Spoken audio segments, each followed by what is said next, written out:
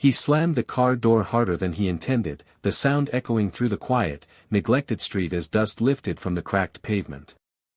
The woman stepped out slowly behind him, her eyes scanning the narrow road, the broken fences, the peeling paint on houses that looked like they had been forgotten years ago. A stray dog barked in the distance. Somewhere, a window creaked in the wind. "This, is it?" she asked softly. Ethan Cole didn't answer immediately. He kept his gaze fixed on the small, run-down house in front of them.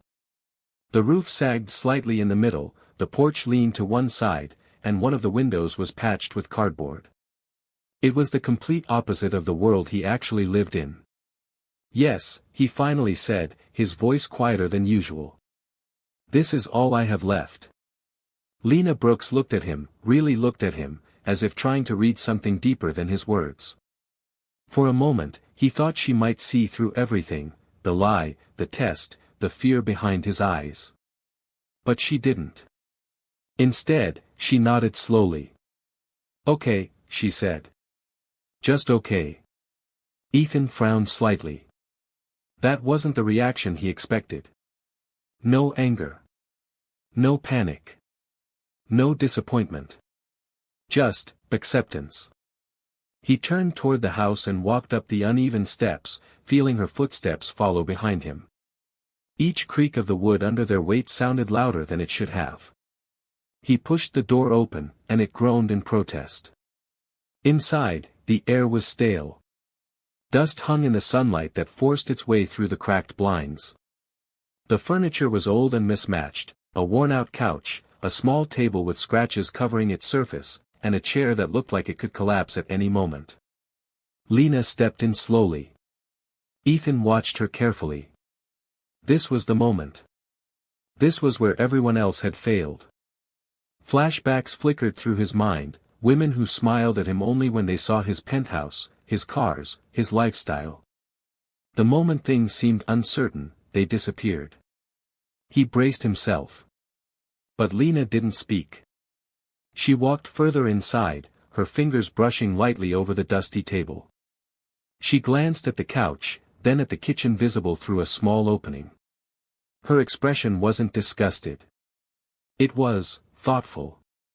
"Well," she said after a moment, exhaling softly, "it's definitely a fixer-upper." Ethan blinked. "That's all you're going to say?" he asked, unable to hide the edge in his voice.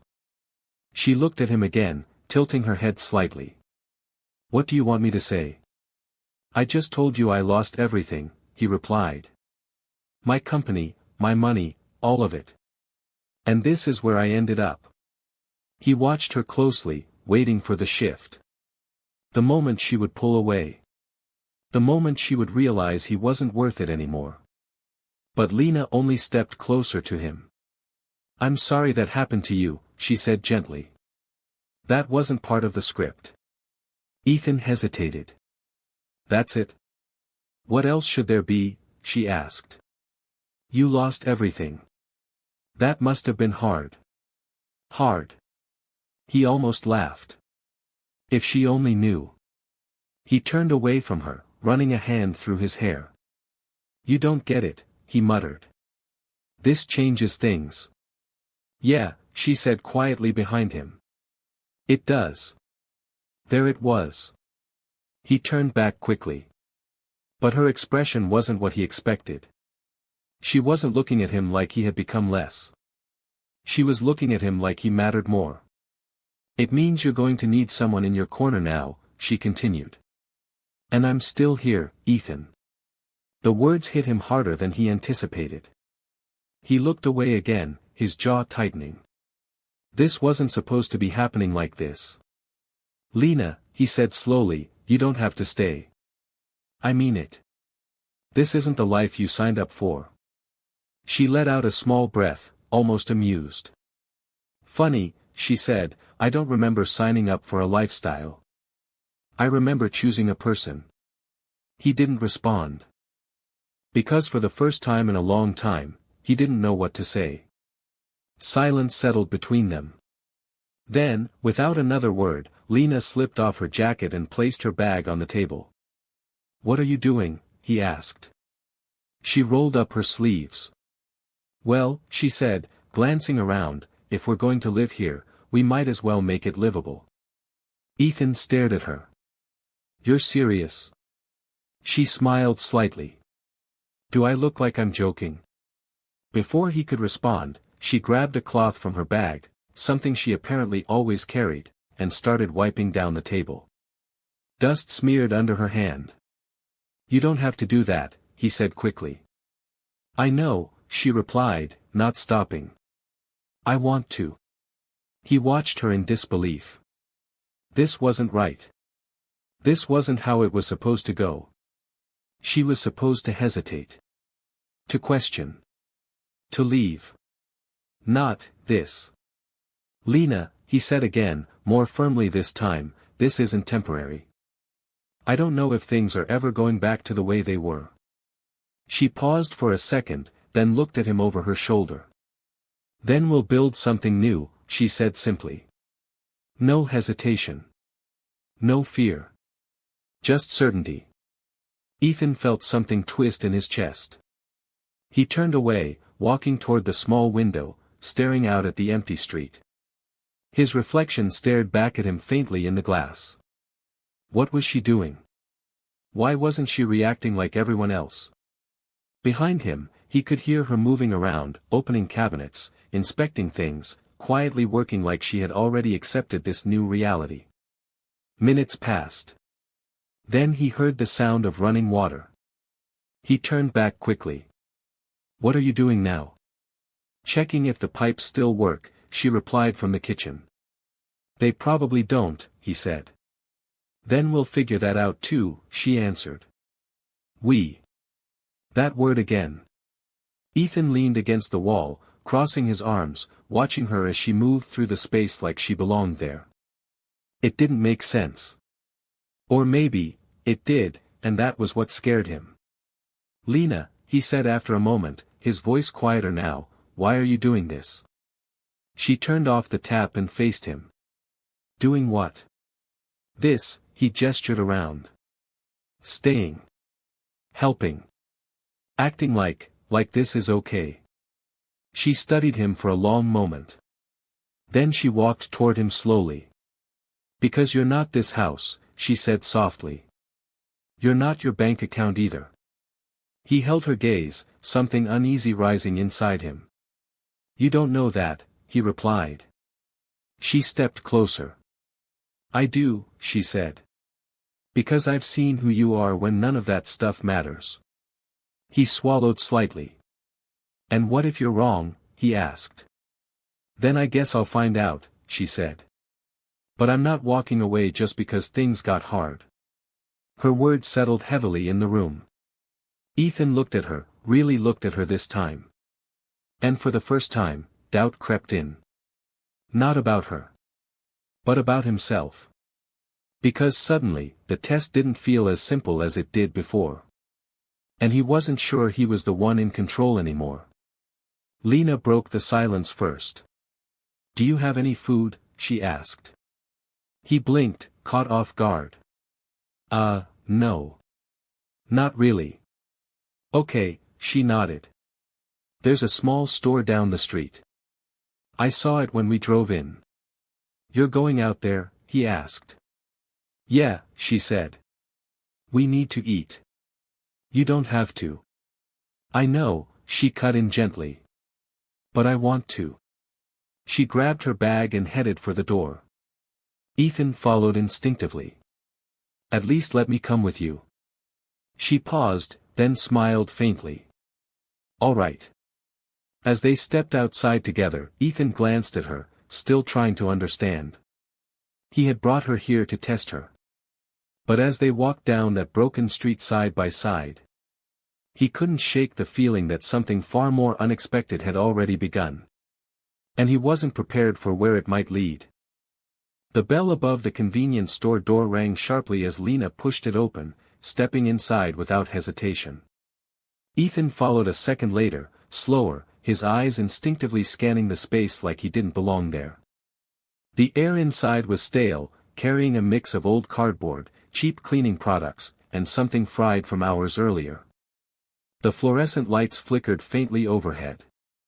A radio played softly somewhere behind the counter, the signal cutting in and out. Lena didn't seem to notice any of it. She grabbed a small plastic basket near the entrance and turned back to him. "Come on," she said gently. "We need a few things." Ethan hesitated before moving further inside. His gaze lingered on the narrow aisles, the outdated shelves, the scuffed tile floor. Just a week ago, he had been in a private dining room where chefs prepared meals tailored to his exact preferences. Now he was here. And somehow, she was acting like this was normal. Lena walked down the first aisle, scanning items with quiet focus. She picked up a loaf of bread, checked the expiration date, then placed it carefully into the basket. Next came a carton of eggs, then a small bottle of oil. Ethan stayed a step behind her, watching everything she did. "You've done this before," he said suddenly. She glanced at him. "Done what?" "This," he gestured lightly. "Making something out of, not much." A faint smile touched her lips. "More times than I can count." He frowned slightly. "You never told me that." "You never asked," she replied simply, turning her attention back to the shelf. That answer sat heavier than it should have. They moved further down the aisle. Lena paused in front of a small refrigerated section and opened the door, the cold air brushing against her face. She leaned in slightly, scanning the options. "Chicken or ground beef?" she asked. Ethan blinked, caught off guard by the normalcy of the question. Chicken, I guess." She nodded and reached for a small pack, checking the price tag before placing it into the basket. That's when Ethan noticed it. The way her fingers lingered just a second longer than necessary. The way her eyes flicked briefly to the total amount in the basket. A calculation. A quiet awareness. Something about that bothered him. "Lena," he said, lowering his voice, "you don't have to worry about the price." She closed the fridge and looked at him. "Right now, I do." He stiffened slightly. "You shouldn't," he replied. "Not because of me." She held his gaze for a moment, then softened. "Ethan, if what you said is true, then this is where we are right now. And if this is where we are, then I'm not going to ignore reality." Her words were calm, but they carried weight.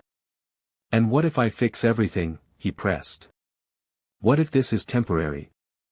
"Then that'll be great," she said with a small shrug. "But I'm not going to live like that's guaranteed." Ethan stared at her, something unsettled rising inside him. Most people clung to hope when things fell apart. They talked about when things go back to normal. But she wasn't doing that. She was accepting it. Adapting to it. And somehow, that felt more real than anything he'd heard in a long time. They moved to the next aisle. Lena added rice, a few canned goods, and some vegetables. Each item was chosen carefully, like she had already mapped out exactly what they needed and nothing more. Ethan finally reached into his pocket again, his fingers brushing against the sleek metal of his real wallet, the one filled with cards that could buy everything in this store 100 times over. For a brief second, instinct almost took over. He could end this right now. Pay for everything. Take her somewhere better. Tell her the truth. But he didn't. His hand slowly pulled away. Not yet. He needed to see more.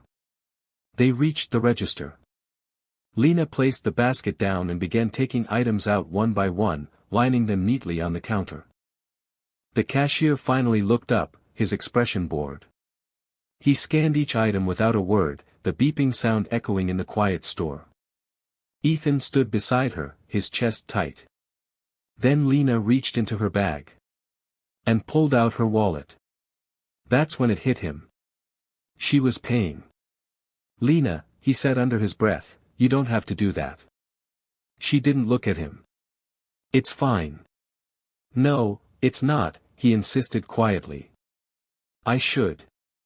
"With what?" she asked gently, finally glancing at him.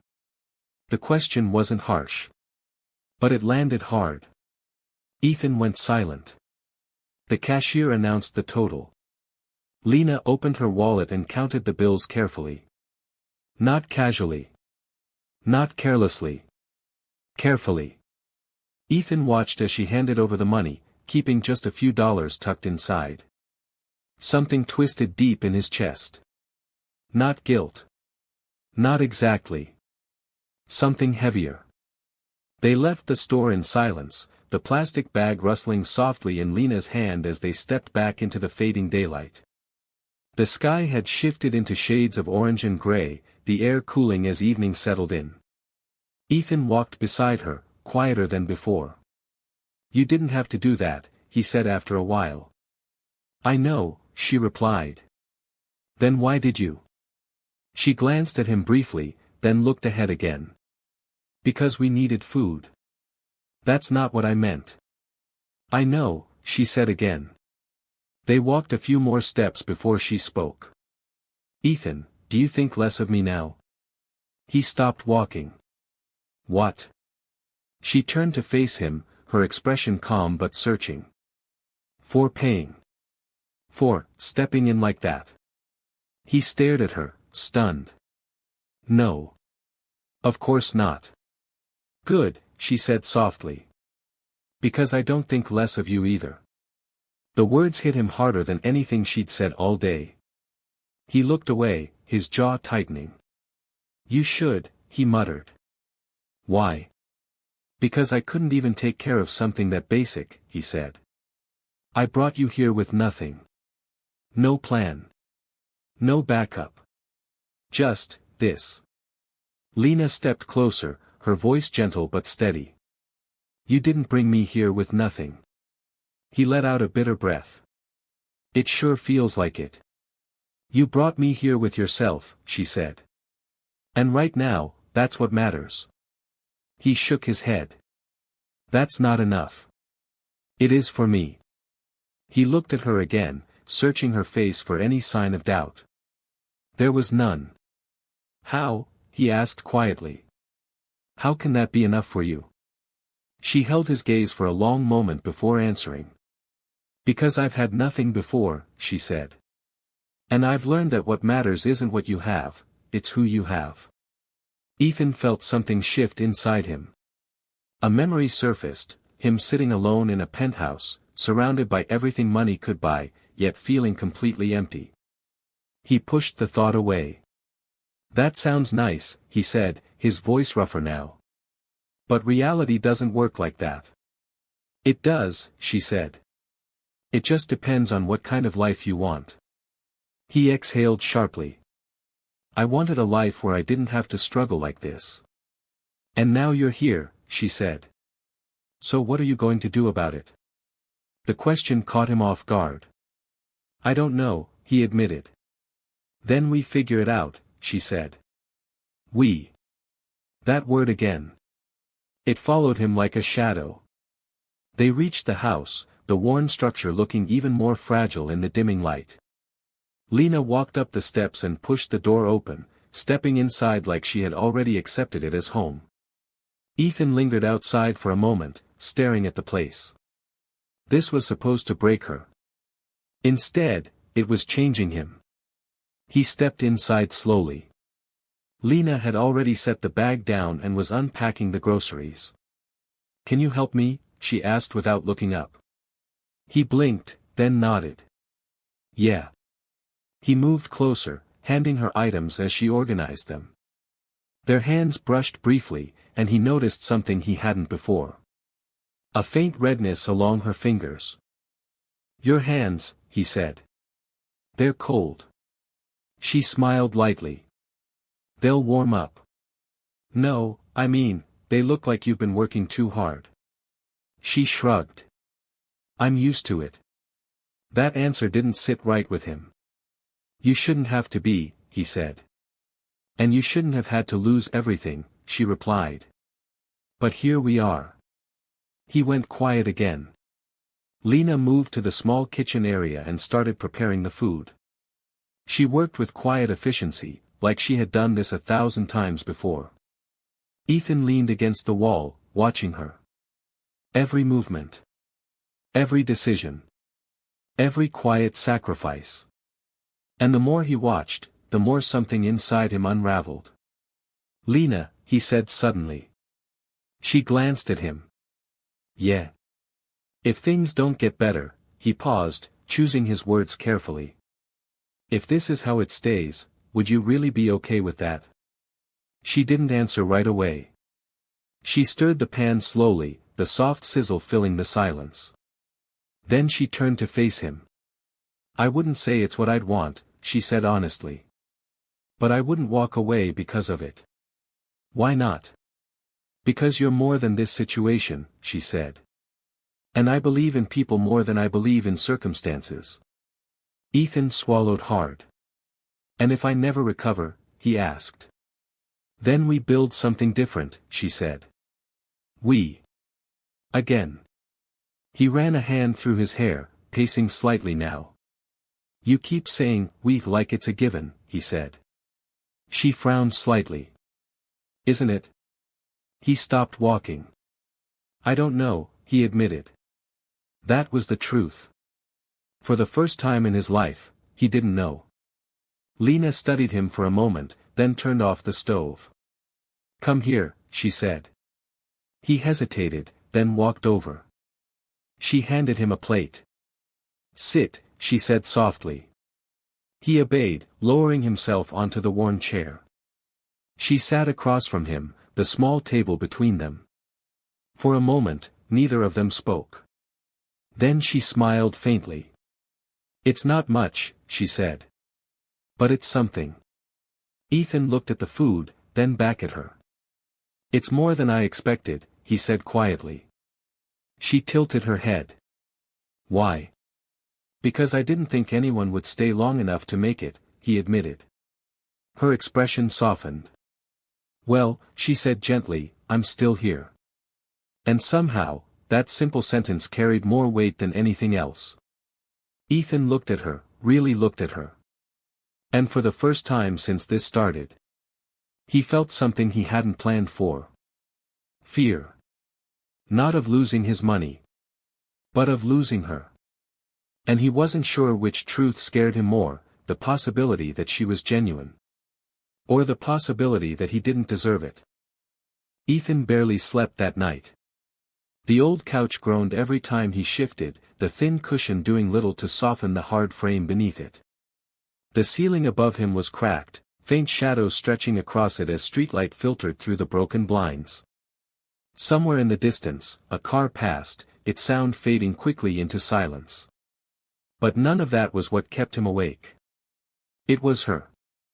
Lena had taken the small bedroom without hesitation, insisting he needed the rest more than she did.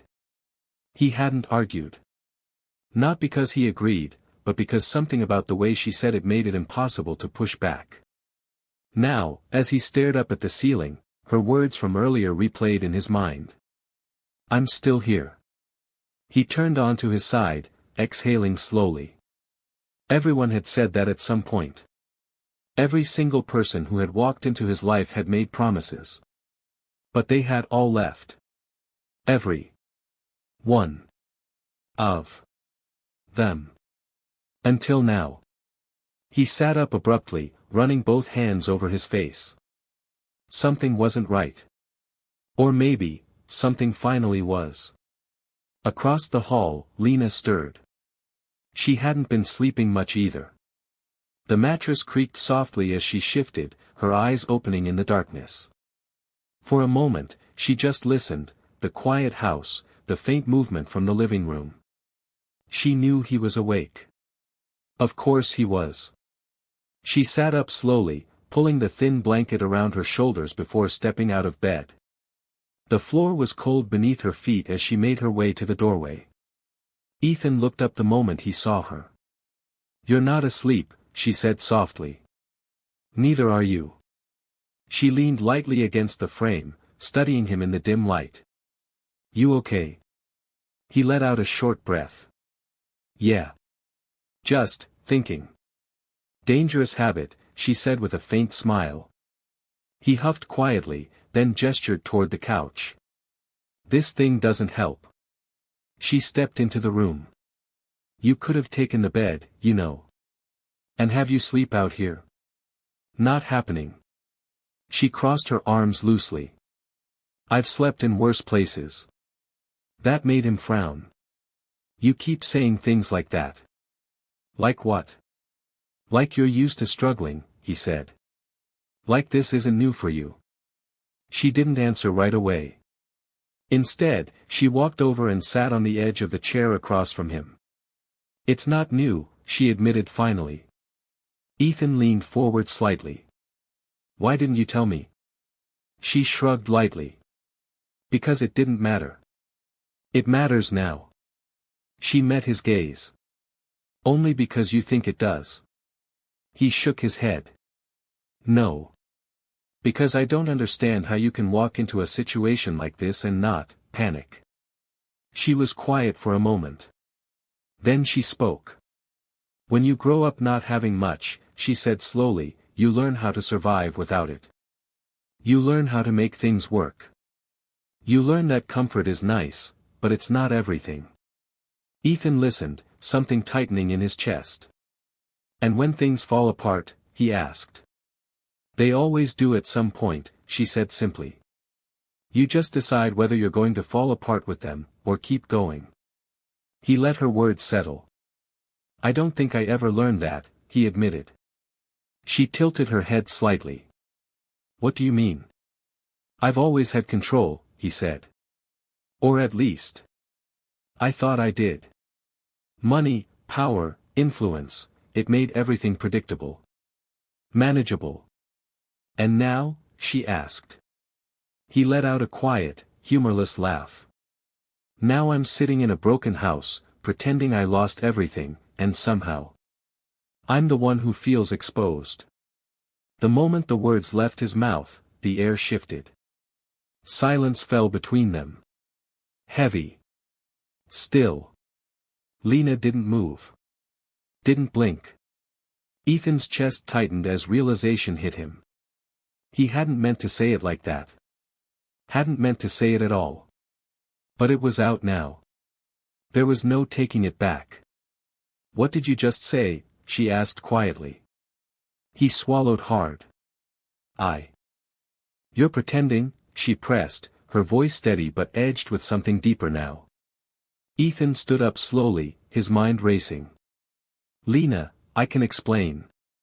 Are you telling me, she cut in, rising to her feet, that you didn't lose everything?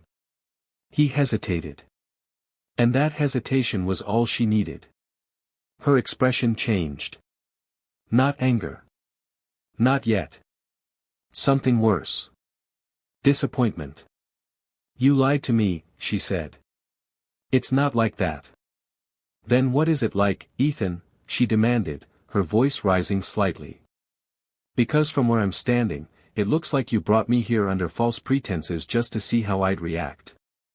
He ran a hand through his hair, pacing once before stopping in front of her. Yes, he said finally. The truth landed between them like a weight. Lena stared at him, her eyes searching his face as if hoping he'd take it back. He didn't. Why? She asked. The single word cut deeper than anything else. Because I needed to know, he said. Know what? If you were real, he replied. If you were different from everyone else. Her brows furrowed, hurt flashing across her face. So you decided to test me? I didn't know how else to be sure. You could have trusted me, she shot back. I've trusted people before, he snapped, his voice breaking slightly. And every single time, it cost me. Silence hit again. But this time, it wasn't empty. It was full of everything unsaid. Lena took a step back, shaking her head slowly. So instead of taking that risk again, you decided to manipulate me?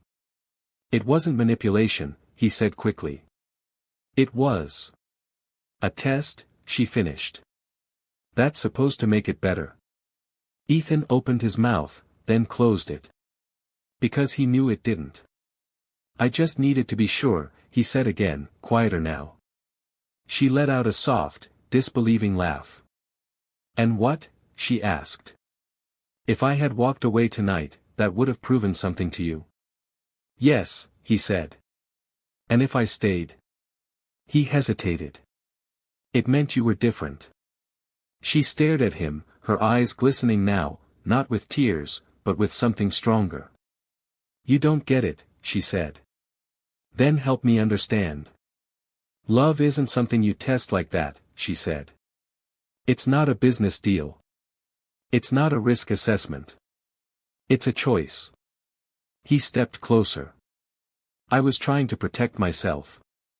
And what about me, she asked. Who was protecting me from you? That hit hard. Ethan stopped moving. For the first time since this began, he had no defense. I didn't think of it like that, he admitted. Clearly. She turned away from him, wrapping her arms around herself as if holding something together. You let me believe you had nothing, she continued. You let me spend my own money, my time, my energy, thinking you needed me. I do need you, he said quickly. She turned back sharply. Don't. The words stopped him cold. Don't say that right now, she added. Because I don't know if it's real, or just another part of your test. Ethan felt that one settle deep. I never meant to hurt you, he said. But you did, she replied. The honesty in her voice left no room to argue. He looked at her, his chest tight, his thoughts finally quiet for the first time. Because now, there was only one truth left. He had been so afraid of being hurt. That he had become the one who caused it. I'm sorry, he said. The words were simple. But this time, they weren't calculated. They weren't controlled. They were real. I was wrong, he continued. About the way I did this. About what I thought I needed to do to feel safe. Lena didn't respond. She just watched him. I've spent so long thinking love comes with conditions, he said. That it has to be proven, tested, validated, or it's not real. And now, she asked quietly. He exhaled slowly. Now I think I've been the problem, he admitted. That seemed to reach her. Just a little. But that doesn't undo what you did, she said. I know.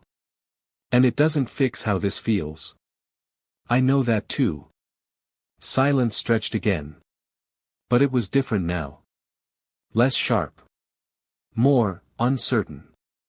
What happens now? He asked. She looked at him for a long moment before answering. I don't know, she said honestly. That scared him more than anything. Because for the first time, the outcome wasn't his to control. I meant what I said, he added quietly. About needing you. She shook her head slightly. You don't need me, Ethan. You need to learn how to trust.